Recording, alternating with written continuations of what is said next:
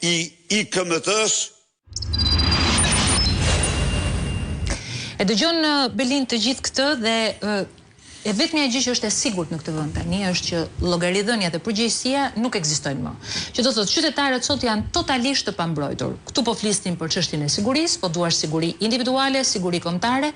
Sot në këtë vend e njëjta gjë ekziston edhe për buxhetin e përbashkët, i cili do duhet të garantonte mirëqenien e njerëzve. Sot ne kemi arritur në ditën të kemi dhe luksin që kur opozita kërkon në kuvend edhe zëvendës kryeministren, edhe ministren e infrastrukturës dhe energjetikës, e cila rezulton e pandehur, të thirret në komision për të folur, të mos paraqitet dhe të prezantohet me zëvendësit e saj. Un kam një pyetje të parë. Kishit konfirmim që do vinte zonja Balluku sot? Do të harxoj 20 sekonda me një denoncim që më erdhi ndërkohë. Patjetër. Emision. Përshëndetje, zoti Belin, nuk po them të dhënat, më vjen në inbox, urojtjeni mirë, jam duke u ndjekur tek TV Syri. Duke marrë shkas nga ngjarja e djeshme, dua t'ju them se Artjol Saliasi, i cili ka bërë rekrutimin në AMP të shtetasit Mustafa Sheqeri, por dhe të disa shtetasve tjerë, ky është informacion 100% i sakt, është mik i ngushtë dhe lidhje drejt për drejt e Ervin Hoxhës, pra ish ministrit të brendshëm. Kudo që ka shkuar Ervinin në punë e ka marrë me vete. Të lutem, mendoj se mund të jetë informacion i dobishëm dhe anonim. Atëherë, ajo që tha zoti Berisha është shumë e vërtet, ne bazuar në dhënat që kemi, personat në fjalë kanë qenë të implikuar në fushatën elektorale të 11 majit të përfshirë në shtabin elektoral të Ervin Hoxhës. Kaq për këtë pjesë dhe më takonte ta bëja publike sepse sa më erdhi dhe ishte aktuale fiks me se i themi dhe me një lehtësi. Po flasim për ish ministrin e brendshëm, po flasim për njerëzit, domethënë më vjen keq Sonila që flas me këtë lloj lehtësie, po ne jemi shumë të qartë çka kemi përballë. Jo, nuk kam lehtësinë që flet. Çështja është është bërë normë. Mua më vjen keq që të ta pranoj në një farë mënyrë, por mua nuk më bën përshtypje, mua më bën përshtypje nëse ka ndonjë ministër që nuk është i lidhur me krimin organizuar. Kush e ruan këtë vend sot më? Kush e ruan këtë vend? Zoti, jetën e shqiptarëve sot e ruan Zoti. Nuk e ruan as shteti, as policia, as ministri i brendshëm, as kush. Kështu që për këtë ju garantoj. Për këtë ju garantoj dhe qëlloj ishte koincidencë, po qëlloj fiks në momentin që ju po jepni sinkronin e zotit Berisha, i cili ka një informacion shumë herë më të madhe dhe më të detajuar për ngjarjet që ndodhin. Kur dhe ju jeni me duar të lidhura, kur them ju dhe opozita po i referohem asaj të parlamentit, të kuvendit. Ju është hequr çdo lloj mundësie për t'ju kthyer pyetjes tuaj që të ta sqaroj se më bëre pyetjen e Ballukut. Është lidhur me këtë, pra këtë dua të them. Ju është hequr çdo lloj mundësie për të kërkuar llogarinë emër shqiptarëve, atyre që u kanë çuar atje për të pasur një të drejtë dhe ne kemi mundësinë për të kërkuar. Nuk ka. Dhe bëhet kjo kaq natyrshëm. Ju nuk kërkoni dot më interpelanca, ju nuk bëni dot më mocione me debat, ju nuk ngrini dot komisione timore parlamentare, ju nuk bëni sot, nuk ju begenis as zëvendës kryeministra që është e pandehur. Që është e pandehur zyrtarisht nga Spaku dhe dua t'ju citoj dhe eksaktësisht nenin që ju referuam sot se çfarë ndodh.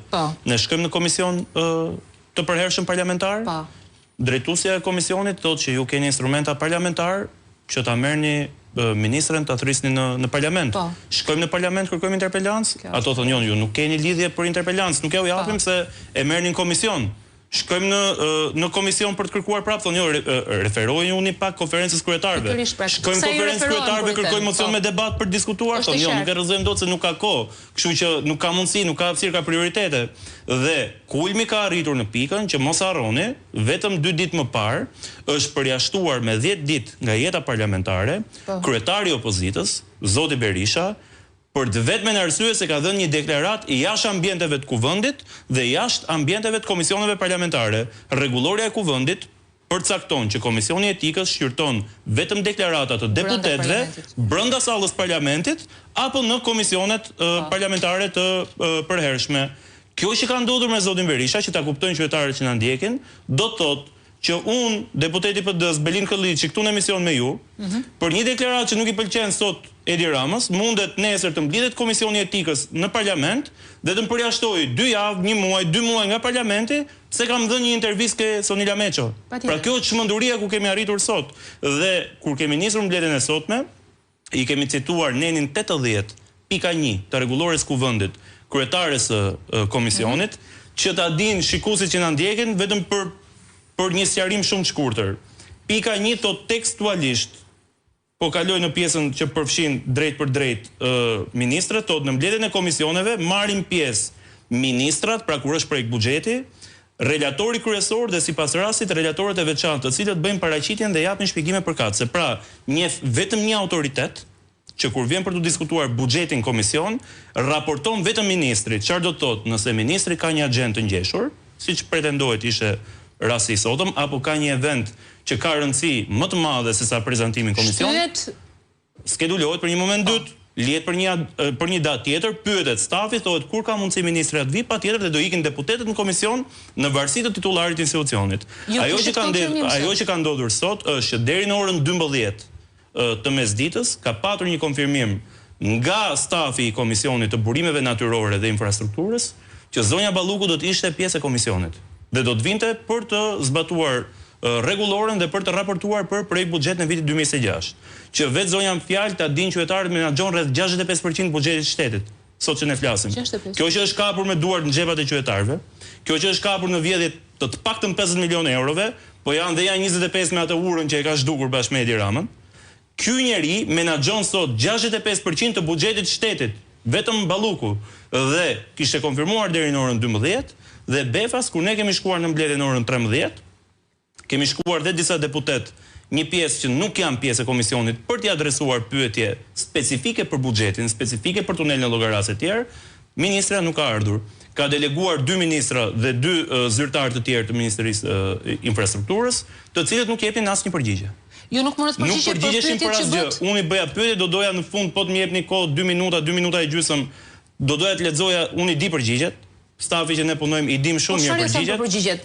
Pyetja është më shumë ose pjesa është më shumë për qytetarët që të kuptojnë se cilat janë pyetjet që ata i kanë me problem që t'i shmangen, por e rëndësishme është kuptoni që në momentin që unë dhe i vura në pa një detaj, që ju drejtova zëvendës ministrit, mos gaboj si e kishte emrin, Kadiu, ishte i cili po relatonte.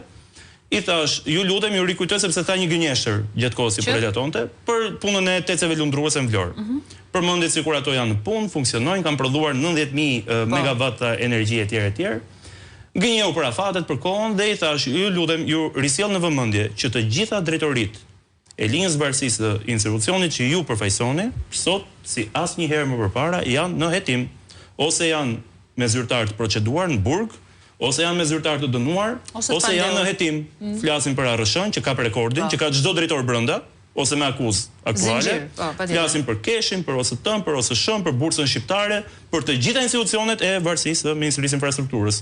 Dhe i thash, duke qenë se edhe çështja që ju përmendët, Tigri 1 dhe Tigri 3, është në hetim, ka një kallëzim zyrtar nga ana e Partisë Demokratike, ju rikujtoj që dëshmia juaj këtu e dhënë live para mediave mund të përbëj objekt edhe për hetimin e Spakut, dhe ishte të ngrehet akuzë penale nëse gënjehet. Unë mbyll goja me buton.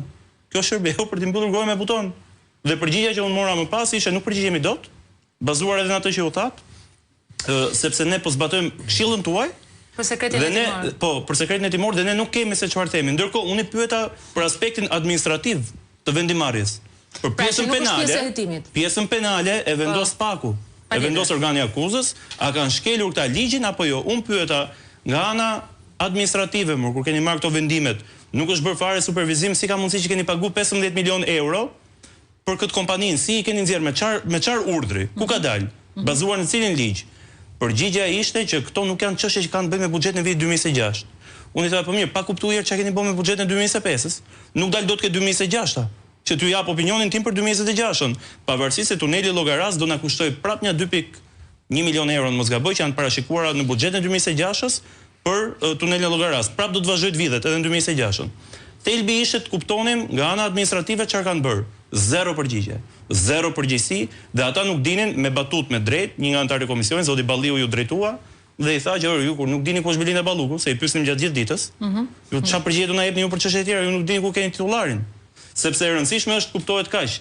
Kur vihet në komision, i jepet një arsye zyrtare se përse nuk vjen titullari. Pra titullari mungon se ka këtë agjendë shtetërore, ka këtë angazhim shtetëror etj. Ndërkohë që u bën 2 javë që ne kemi ministren zyrtarisht të marrë të pandehur dhe ajo vijon të shkojë çdo ditë në zyrë, çdo ditë është objekt për të prishur provat, pra ka potencialin për të prishur provat, përfaqëson Shqipërinë në takime bilaterale dhe ndërkombëtare në shtetet huaja. Nesër ndjenin time do të jetë në Itali së bashku me Edi Ramën si numri 2 i qeverisë dhe ky është rasti pa precedent, kjo nuk ka ndodhur kurrë. U takua dhe në Greqi me sekretarin e energjisë. Po, me sa duket, ajo çështja e Tigrit 1 dhe Tigrit 3 i mundsoi këtë takimin, vetëm kaq.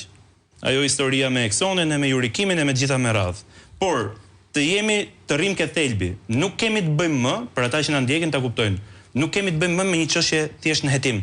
Belinda Balluku nuk është në hetim. Belinda Balluku është e pandehur zyrtarisht.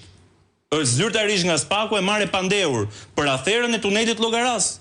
Dhe çdo ditë më shumë po dalin pa detaje nga dosja, po dalin të dhëna tronditse, po dalin dhëna që nuk flitet vetëm për 50 milionë euro vjedhje, po flitet edhe për një urë që është zhdukur. Tani na kanë dalë që kanë bërë dhe bamirësi për urën. Ndërkohë na tregojnë se si bazuar në çfarë procedure kanë duar projektin.